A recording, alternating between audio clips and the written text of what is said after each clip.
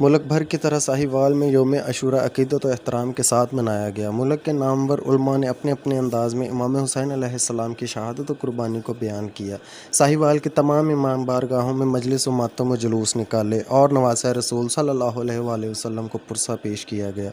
इस मौका पर साहिवाल की इंतज़ामिया ने अपना काम पूरी ईमानदारी से सर अंजाम दिया, जिसमें DPO साहिवाल मोहम्मद काशिफ असलम साहब, ASP सलमान ज़फ़र खान साहब, SHO थाना city Mohammad Asif, in charge security Ghulam Mustafa, ओहदेदारान अंजुमन व ताजरान व मुंतज़मीन और इमाम बारगाहों की तमाम इंतज़ामिया ने कदम से कदम मिलाकर पुरअमन तरीके से अपना अपना काम सर अंजाम दिया। Syed Shahzad Hussain Naqvi, citizen reporter, the reporter news, Sahiwal.